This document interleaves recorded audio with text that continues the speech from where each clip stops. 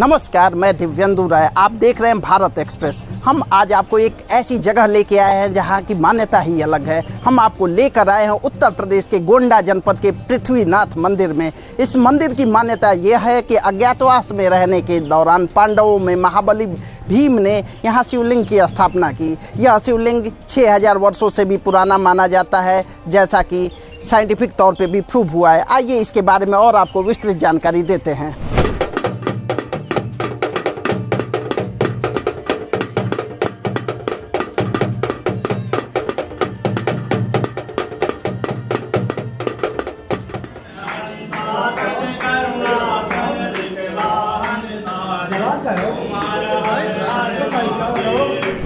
उत्तर प्रदेश के गोंडा जनपद में स्थित पौराणिक मान्यताओं वाला मंदिर आप देख सकते हैं। हमारे पीछे ये शिवलिंग है जो 6000 वर्ष पुराना है। हमारे साथ बात करने के लिए इस मंदिर के महंत जी मौजूद हैं। आइए इनसे जानते हैं इस मंदिर की, इस शिवलिंग की विशेषता और क्या जानकारियाँ हमें और मिलती है इस मंदिर के बारे में। क्या नाम है महाराज जी आपका? मैं जगदम्बा प्रसाद तिवारी। आप कितने वर्षों से यहाँ सेवा कर रहे हैं? 22 मई 2007 से। 2007 से। क्या विशेषता है इस शिवलिंग की, इस मंदिर की क्या कहानी है? इस मंदिर की बहुत पौराणिक मान्यता है, पौराणिक कहानी इस मंदिर की है। ये बहुत पौराणिक शिवलिंग है। ये महाभारत के वन पर्व में इसका विस्तार से कथा आता है। जब पांचों भाई माँ कुंती के साथ अज्ञातवास में आए तो कुछ समय यहाँ रहकर अपना जीवन यापन किए थे। उस समय इस क्षेत्र का नाम था यक्षचक्रा नगरी, और इसी यक्षचक्रा नगरी में एक बकासुर नाम का राक्षस था, जिससे राजा प्रजा काफ़ी परेशान थे। राजा ने उसे बुला करके समझौता किया तो उसने कहा, मेरे भोजन की व्यवस्था करते रहें तो मैं आपके राज्य में कोई नुकसान नहीं करूंगा। मतलब प्रतिदिन भोजन के लिए कुछ प्रबंध आप करते हैं? जी। फिर क्या हुआ? तो एक बैलगाड़ी चना 2 भैंसा राजा अपनी राजकोष की तरफ व्यवस्था करते थे कि जो मानव की व्यवस्था थी वो प्रजाजनों में नंबर लगा था, प्रजा की तरफ से व्यवस्था होती थी। जिस ब्राह्मणी के घर में अतिथि के रूप में पांचों भाई माँ कुंती के साथ रहते थे, संयोग से उसके बच्चे का दूसरे नंबर लग गया। उस ब्राह्मणी के इकलौता संतान था और कोई था नहीं। ब्राह्मणी रात्रि में अपने बालक को गोदी में बिठा कर रोने लगी। तो रोने की आवाज़ जब कुंती ने सुना, जाकर पूछा, माता जी क्यों रो रही, क्या परेशानी आपको है? कुंती ने बताया कि इस राज्य के राजा के अनुसार जो है यहाँ प्रतिदिन एक मानव राक्षस के आहार के लिए जाता है, तो कल मेरे बच्चे का नंबर इसलिए मैं रो रही हूँ। कुंती ने कहा, माता जी मत रोइए, आपके एक पुत्र है लेकिन मेरे 5 पुत्र है, एक नहीं रहेगा तब भी 4 पुत्र मेरे रहेंगे। तो इस प्रकार से ब्राह्मणी को सांत्वना दिलाकर कुंती ने कहा, सुबह मेरा बच्चा जाएगा। सुबह भीम को राक्षस के आहार के लिए माँ कुंती ने भेजा। राजा के यहाँ से राक्षस के भोजन की सामग्री लेकर भीम राक्षस के आहार के लिए गए।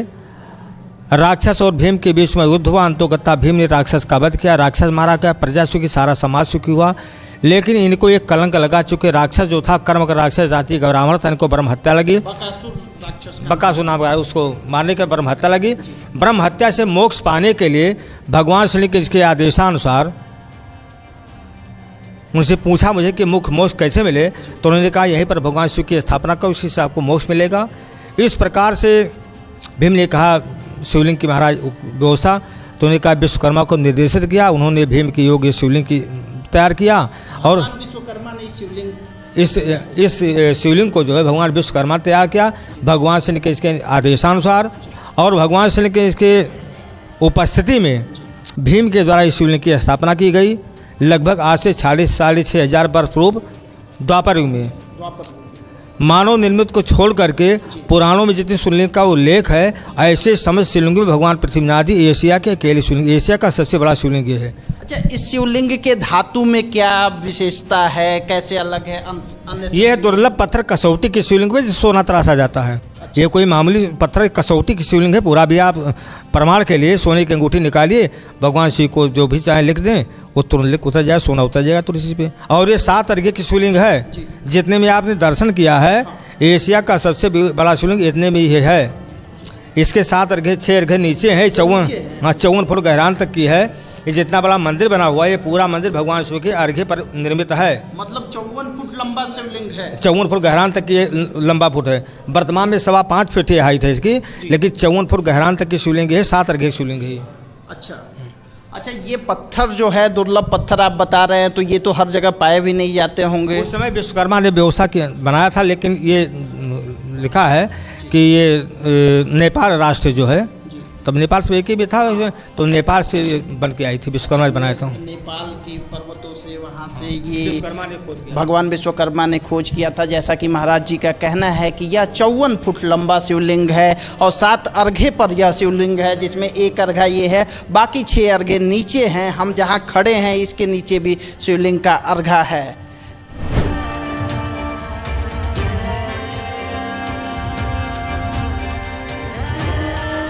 आपातकाल में प्रवास के दौरान महाबली भीम ने बकासुर नामक राक्षस का यहाँ वध किया, लेकिन ब्राह्मण हत्या का उनको दोष लगा, जिसके परिणाम स्वरूप यहाँ उन्होंने 54 फुट लंबे शिवलिंग की स्थापना की।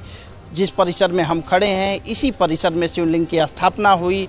मान्यताओं के अनुसार, पुराणों के अनुसार, भगवान श्री कृष्ण के निर्देशानुसार भगवान विश्वकर्मा ने इस शिवलिंग की स्थापना की, जो कि नेपाल के पर्वतों से इसका अंश आया। और शिवलिंग आप देख सकते हैं हमारे सामने है। यह बहुत ही ज़्यादा मान्यताओं वाला शिवलिंग है। यहाँ दूर दराज से कई देशों से, नेपाल समेत कई देशों से लोग दर्शन करने आते हैं और मान्यता है कि यहाँ जो व्यक्ति मन से मुराद मांगता है वह पूरी भी होती है।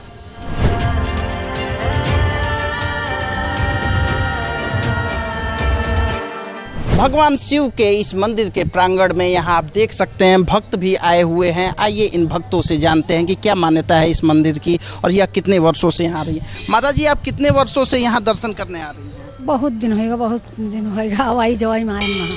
यहाँ आने के बाद आंतरिक सुख मिलता है, शांति मिलती है? ये कहे मिला कहे नहीं, 4 ठो बच्चे हैं हमारे, पूत हैं, पतो हैं, बेटी देखे आए न है पोता के। अच्छा, आप यहीं की रहने वाली हैं? हम रहने वाले और गिलौला के। अच्छा, भिनगा जनपद। हम को जाने गोंडम लागत है, दादा भी नहीं जानी थे, लेकिन भिनगा लागत है। आप कितने सालों से यहाँ पर आते हैं? ऐसा हमार 4 40 आपकी उम्र है जी। लेकिन ये है कि पुराणों के माध्यम से हम ये सुनते आए हैं, पुराण में हमने देखा कि ये 6000 वर्ष पुराना मंदिर है।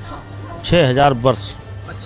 क्या आप यहाँ लोगों का ये मानना है कि जो लोग अपनी मनोकामना भगवान के सामने रखते हैं वह पूरी होती है? वो ईश्वर की एक व्यवस्था है। आप सहमत हैं? बिल्कुल, मैं सहमत हूँ। जैसा कि आपने देखा है, यहाँ दर्शन करने वाले लोगों की भी बहुत ही बड़ी मान्यता है। इस मान्यता के साथ लोग अपने आप को जोड़ के दिखाते हैं। लोगों का कहना है कि यहाँ मान्यताएं मांगने पे भगवान पूरी करते हैं, तत्काल पूरी करते हैं। हमारे साथ बात करने के लिए इस मंदिर के महंत जी मौजूद हैं। आइए इनसे जानते हैं कि क्या मान्यता है इस मंदिर की और श्रद्धालु कब आते हैं और कब यहाँ इस धाम पे पर्व मनाया जाता है। महाराज जी, कुछ जानकारी दीजिए। जी, मेरा नाम पंडित हनुमान शरण शास्त्री है। मैं यहाँ वरिष्ठ पुजारी हूँ। महाराज जी की सेवा में, भोले बाबा की, बाबा पृथ्वीनाथ की सेवा में रहता हूँ। आपको बताना चाहेंगे कि भगवान शिव जी के जिस शिवलिंग का दर्शन कर रहे हैं हम आप, ये 6500 वर्ष पुराने हैं, भीम जी के द्वारा स्थापित किए गए हैं। और बकासुर नाम के दैत्य का वध करने के बाद इनको ब्रह्म हत्या लगी। ब्रह्म हत्या से मोक्ष पाने के लिए भगवान श्री कृष्ण के आदेशानुसार इन्होंने इस क्षेत्र में भगवान शिव जी की स्थापना की। और यहाँ के मुख्य पर्व आपको बताना चाहेंगे कि सप्ताह में सोमवार है, शुक्रवार है, हज़ारों की संख्या में जलाभिषेक करने श्रद्धालु आते हैं। और मुख्य पर्व श्रावण महीना अभी ये आ रहा है, पुरुषोत्तम मास, जो सावन को मिला करके भी 2 महीने का मेला चलेगा, 60 दिन का निरंतर, जिसमें दिन रात हज़ारों की संख्या में, लाखों की संख्या में जलाभिषेक करने श्रद्धालु आएंगे। आपको बताना चाहेंगे कि अपने देश से छोड़ करके अपना बगल में नेपाल राष्ट्र है, नेपाल से बहुत लोग, बहुत श्रद्धालु आते हैं। श्रावस्ती बहुत परिपथ है जहाँ विदेशी आते हैं, वहाँ से विदेशी लोग भी आने लगे हैं। और भगवान शिव जी की ये मान्यता है कि यहाँ कोई भी कुछ कामना करता है सच्चे हृदय से, सच्चे भाव से, तो भगवान भोलेनाथ उसकी हर कामना को पूर्ण करते हैं। मेरे बहुत कम उम्र का ये बहुत ज़्यादा अनुभव रहा है। मतलब आपके कहने का मतलब ये है कि यहाँ जो भक्त सच्चे दिल से वर मांगते हैं वह वरदान भगवान पूरा करते हैं? अवश्य अवश्य अवश्य। ऐसी यही इनकी सबसे बड़ी खासियत, सबसे बड़ी महानता यही है कि काफ़ी इंटीरियर इलाके में होने के बावजूद भी यहाँ पर भक्तों का तांता नहीं टूटता है। आप देख रहे हैं कि आज खाली दिन है, ना शुक्रवार है, ना सोमवार है, शुक्रवार है, पुनः फिर भी इतने श्रद्धालु, इतनी भीड़ आप मंदिर में चहल पहल देख रहे हैं। और सोमवार के दिन तो और इससे 3-4 गुना भीड़ होता है, ऐसी इनकी मान्यता है। और ऐसी इनकी महानता है कि भक्तों को कभी निराश नहीं करते हैं। जिस प्रकार से इनका नाम है आज तो शिव बौढ़दानी, उसी प्रकार से आरथन दिन जन जानी, विश्वनाथ ममनाथ पुरारी, त्रिभुवन महिमा विदित तुम्हारी। इसी के साथ मैं आपको बताना चाहूँगा कि भगवान की बड़ी ही महानता है। एक प्रकार से इनको कल्प वृक्ष भी कहा जाता है कि इनके सानिध्य में खड़े होकर के कुछ भी यदि व्यक्ति मनोकामना करता है तो अवश्य पूर्ण करते हैं। ये इनकी महानता। यह थे पुजारी जी जिनका कहना है कि महादेव अपने भक्तों को निराश नहीं करते हैं और उनकी मान्यता को जिंदा रखते हैं, उनके भरोसे को जिंदा रखते हैं और उनकी जो मांग होती है उनके वरदान को वह पूरा करते हैं।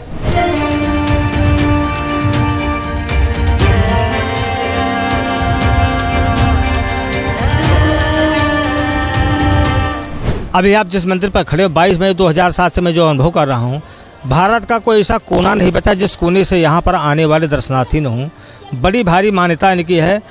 वर्ष में 3 महापर्व होते हैं।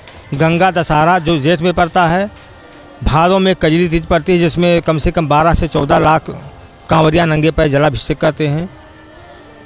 फाल्गुन के महीने में महाशिवरात्रि पर्व पड़ता है। वैसे भीड़ भाड़ तो हर सोमवार, हर त्रयोदशी, हर शुक्रवार को रहता ही। आज शुक्रवार देखा आपने कितनी भीड़ यहाँ पर है, आने जाने की संख्या है। और एक महीना श्रावण, पुरुषोत्तम मास, ये लगातार निरंतर रातों दिन यहाँ मेला चलता रहता है। तमाम यहाँ जो भीड़ देख रहे हैं, फिर कोई उनसे बात करके देखिएगा, तमाम मान्यताएँ यहाँ पर सबकी पूरी होती है। जैसे जो भी मान्यता लोग कर जाते हैं, दूर दराज से आते हैं, भगवान शिव की सबकी मनोकामनाएं पूर्ण करते हैं। इसीलिए इस दरबार का बहुत बड़ा महत्व है, बहुत बड़ा महिमा है। लोग इनके दरबार में निरंतर आते जाते रहते हैं, इनकी कृपा बनी रहती है। रखरखाव ना होने के चलते भीम द्वारा स्थापित शिवलिंग जड़ सीड़ होने लगा और मिट्टी में नीचे दबते चला गया। बाद के दिनों में पृथ्वीपाल सिंह नाम के व्यक्ति ने अपना घर बनवाने के लिए राजा से अनुमति लेके वहाँ मिट्टी खनवाना शुरू किया। रात को उसने सपने में देखा कि वहाँ 7 खंडों का शिवलिंग स्थापित है। अगले दिन सुबह उसने वहाँ खनन कराया तो वहाँ 7 खंडों का शिवलिंग मिला, जिसकी उसने पूजा अर्चना की और स्थानीय लोगों ने पूजा अर्चना शुरू कर दी। बाद में यह मंदिर पृथ्वीनाथ महादेव के नाम से जाना गया। तो हम आज आपको लेकर आए थे उत्तर प्रदेश के गोंडा जनपद के पृथ्वीनाथ महादेव मंदिर में, जिसका बहुत ही गौरवशाली और गरिमामयी इतिहास रहा है, जिसके इतिहास में पांडवों की कहानी है। ऐसी ही नई खबरों, नई अपडेट के लिए हमारे साथ जुड़े रहिए। तब तक के लिए आप सभी से मैं विदा लेता हूं। कैमरा पर्सन सर्वजीत सिंह के साथ मैं दिव्येंदु राय। देखते रहिए भारत एक्सप्रेस।